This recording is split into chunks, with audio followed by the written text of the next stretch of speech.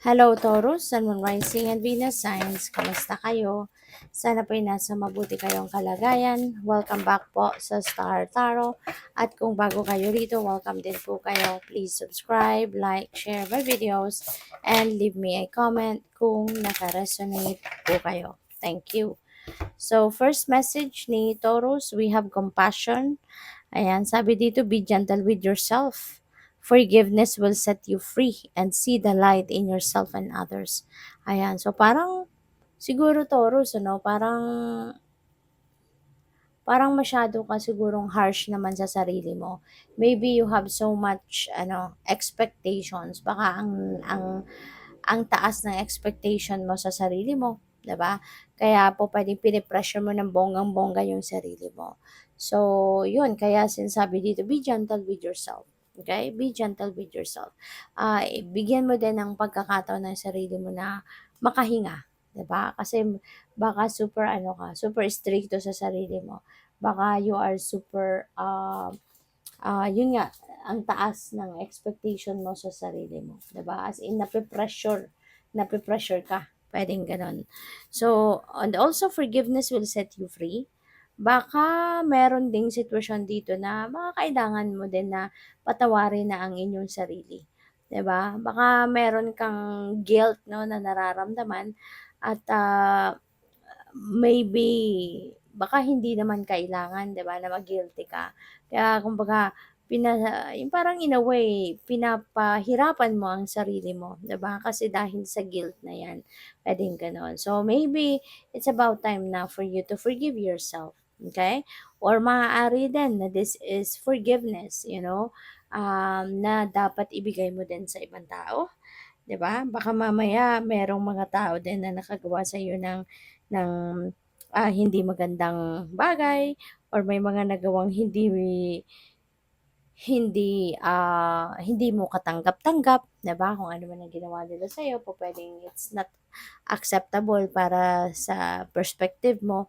Pero the longer na meron kang bigat ng loob towards other people or towards someone, the longer the time na meron kang tampo, resentments, or galit sa ibang tao, hindi ka rin magiging genuinely happy.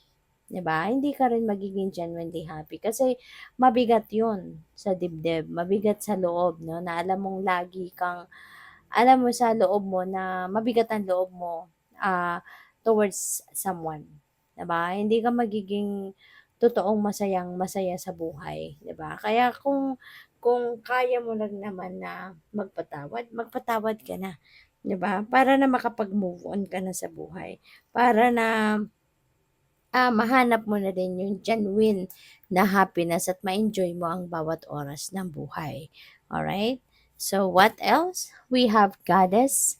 Sabi dito, honor your divine feminine energy, see your inner beauty, and love every part of you. Yan. So, siguro parang parang acceptance, no? Sa sarili ninyo. Parang it's about time now for you to accept every part of yourself, every corner of your body, every corner of your personality, yung gano'n. Kasi ikaw yan eh. Parte yan ng sarili mo. That is your DNA, kumbaga. Kaya hindi pwedeng, alam mo yun, hindi mo tanggapin, hindi mo tanggap, 'di ba, yung sarili mo. Hindi po pwedeng gano'n. Kaya, yun, maybe it's about time na for you to embrace every inch of yourself, 'di ba? Kasi, baka baka ang iba sa inyo yun din yung parang parang siguro hindi mo matanggap ang sarili mo because, kung ano man ang meron ka 'no, na hindi mo gusto 'no. So, it's better if, you just accept for who you really are para tuluyan ka ng maging masaya, 'di ba? So, tignan natin kung ano pa ang ganap. And by the way, maraming salamat for subscribing. And if you haven't subscribed yet, subscribe na kayo. And also, maraming salamat din for not skipping the ads. Malaking bagay yan sa akin. And also, please click the join button sa baba ng video kung gusto niyo na mag-join naman kayo sa membership. Okay? Salamat po. So, we have death energy. Ayan. So, death energy is ending and beginning. Okay? So, meron dito magsisimula, or I mean, merong mag-e-end and merong magsisimula. So, sabi dito, I am learning that endings are merely beginnings. Yeah, that's very true. Kasi kapag may ending, 'di ba? Merong kang sisimulang bago. You're embracing something new in your life, 'di ba? Kaya kung ano man ito, kayo na lang tayong nakakaalam, no? Kung ano yung magtatapos at ano yung magsisimula. But for sure, there is something that you are going to cut off, 'di ba? Out of your life. Pwedeng ano 'yan, pwedeng trabaho, 'di ba? Baka siguro pakiramdam mo, ang iba sa inyo, hindi ka na masaya sa trabaho mo, hindi na fulfilling yung trabaho mo, hindi na satisfying yung trabaho mo. Kaya pwedeng aalis ka na, magre-resign ka na, or magre-retire ka na, 'di ba? Pwedeng gano'n. And maybe you are changing careers. Maaari din ang iba gano'n, magre-retire ka o magre-resign ka, so that you can apply somewhere else, or so that makuha mo or magawa mo na yung iba mo pang gustong gawin din sa buhay, 'no, yung mga gano'n ba. So what else? We have self-esteem. I possess gifts of the soul that benefit me and others. Ayan. So that's really good, 'di ba? Kasi maari, no, na meron kayong calling sa ngayon na i-recognize na ninyo or embrace nyo na, 'di ba? Kung ano yung mga kunyari spiritual gifts ninyo, 'di ba? Kasi maaring it's about time na for you to embrace, let's say for example, healing, 'di ba? Maybe you are gifted with healing powers, 'di ba? So gamitin niyo na 'yon. Embrace niyo na 'yon, gamitin niyo na so that you can heal other people, so that you can help other people to get better, to feel better, 'di ba? Through your healing powers. So tignan natin kung ano pa ang ganap. Ano pa ang mga messages para kay Taurus?